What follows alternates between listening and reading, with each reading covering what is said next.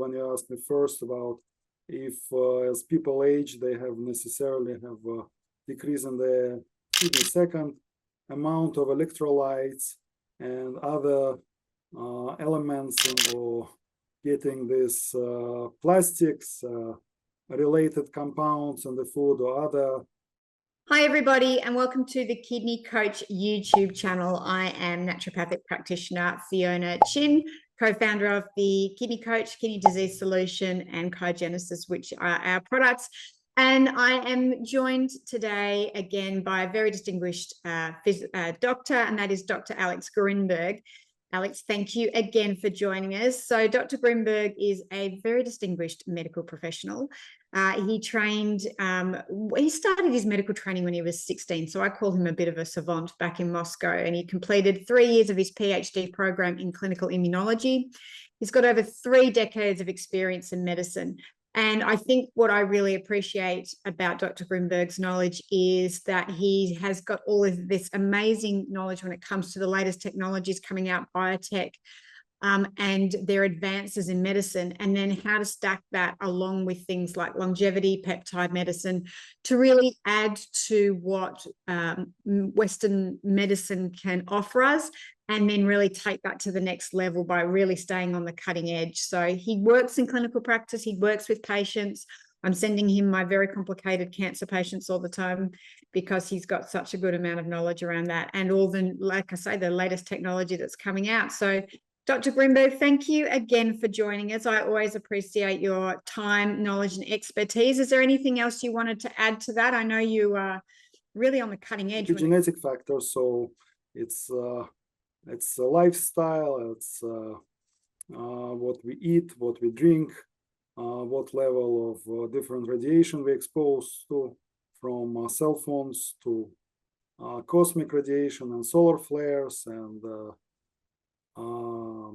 electromagnetic radiation. It's so a simple example when you asked me first about if as people age, they have necessarily have a decrease in their kidney functionality and kidney function.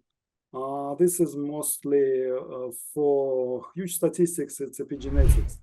It's not kidney themselves or their cells, it's just exposure. For example, was scientifically proven that people who work in hot climate in the fields, dehydrate, exposed to significant dehydration, they frequently develop chronic kidney disease because they have chronic dehydration.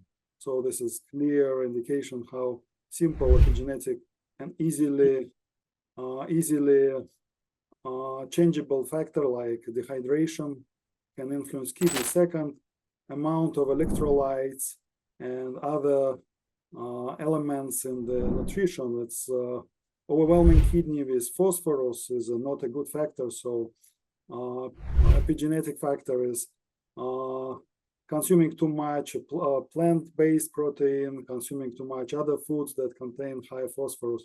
People can check what foods have a high amount of phosphorus, and also too much potassium. And also, as people age, they more likely to take more medications that they take for different conditions. So it also builds up. If people take Tylenol once, it's one thing, but they take it almost daily for a decade, it already affects kidney function and taxes the kidney.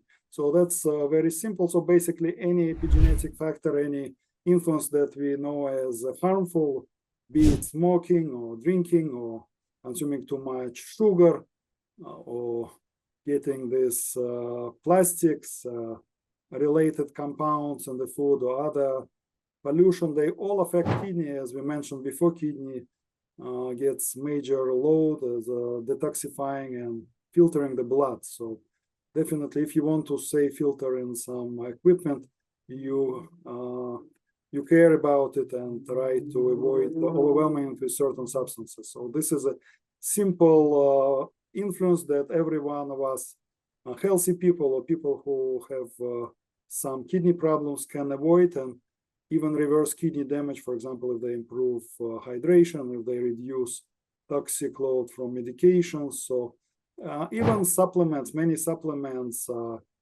questionable when we talk about kidney health. They may help with improve, say, testosterone level or help to lose weight, but at the same time, they can be very toxic for kidney.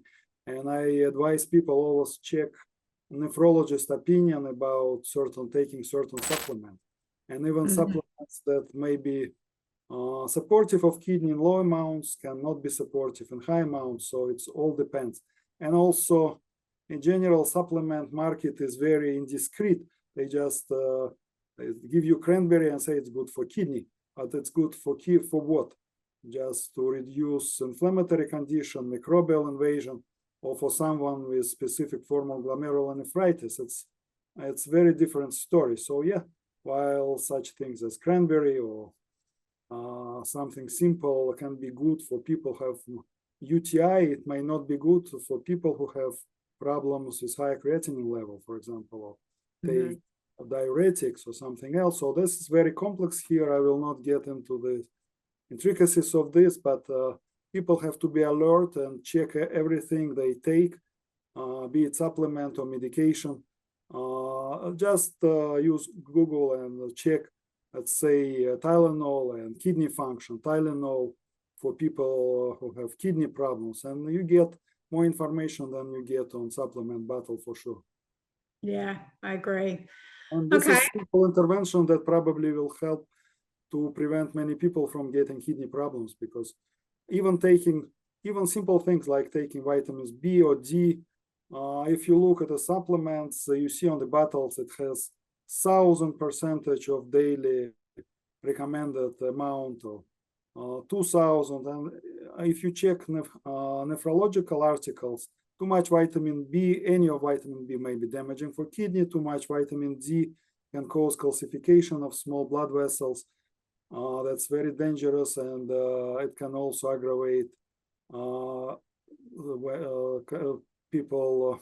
condition of people who have kidney stones. So that's very important to consider.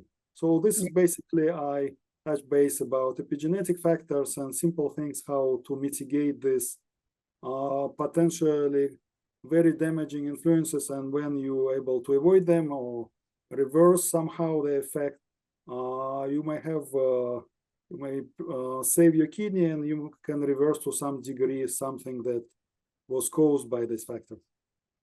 Yeah, it's really important. I think epigenetics is probably the thing we have the greatest amount of control over when it comes to looking into our kidneys. Thank you for your expertise. If anyone wants to contact Dr. Grinberg and work with him one-on-one, whether it be kidney disease, especially integrating peptide medicine into your regime. I know I've used him personally for that. I'll put Dr. Grinberg's details below. He works out of San Francisco and is available to do telehealth and Skype consults with people all around the country. So, and as well in different countries, because he's working with some of my cancer patients. So again, Dr. Grinberg, thank you so much for your knowledge and expertise. It is always a privilege and an honor to have someone as esteemed as you on our channel sharing your wealth of information. If you want to know more about what we do, head to www.kidneycoach.com. You'll find us on Instagram and Facebook under the same name. Remember to hit subscribe and like. That way you will be notified anytime we put up new videos. And if there's any topic that you want Dr. Grinberg to talk about, or if you have any questions about this podcast, please put them in the notes below and we will be sure to answer them. Thanks again for being part of our community. Dr. Grinberg, thank you again for your time, and I look forward to seeing you all next time. Bye.